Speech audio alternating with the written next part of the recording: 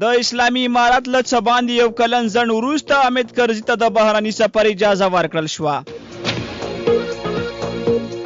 او ایران کې 15 ورځنی ماتم او د سرپرست ولسمشر اعلانېدل.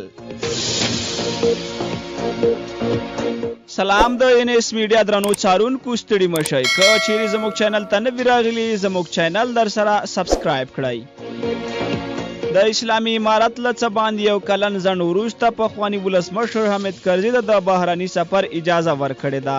د حامد کرزي یو نږدې کس شهزاد مسعود ویلي چې حامد کرزي د درملنې لپاره جرمني ته روان شوی دی. یوې سرچینې د نوم نه ښودلو په شرط رسنیو ته وویل چې د هغه یوه سترګه وړې جراحۍ ته اړتیا لري.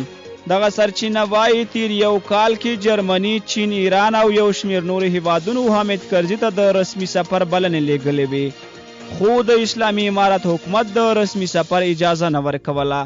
د اسلامي امارت له بیا واکمنېدو وروسته حامد کرزي په 2023 کال کې جرمني او برطانیه ته تللی دی.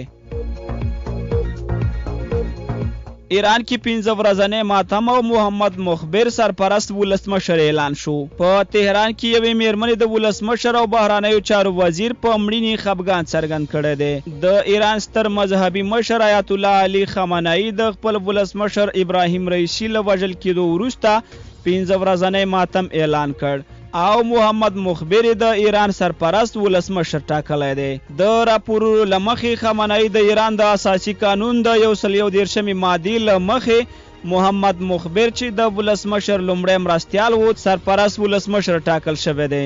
خامنه‌ای ویلي اجرایه قوه موظفه ده چې د مقننه او قضایه قوې د مشرتابه په همکارۍ پر 50 ورځو پورې نوی ولسمشر وټاکي. دا په تیر 4 ساعتونو کې د خامنه‌ای دوهم پیغام دی. هغه ویلي و چې ایران ولس د هیڅ اندېښنه نه کوي او ټینګار کړی و چې د هیواد په چارو کې به هیڅ ډول خلل نه رامنځته کیږي. د ایران ولسمشر ابراهیم رئیسي، د بهرنیو چارو وزیر حسین امیر عبداللهیان او یو شمېر لوړپوړي چارواکي د هلیکوپټر د سقوط په پیښه کې ووژل شول.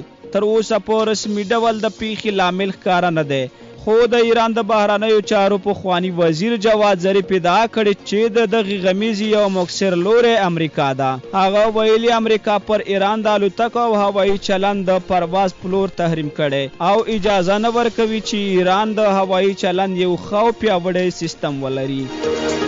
له توجه او ملتیا مو نړۍ مننه. تر بیا ښې چارې.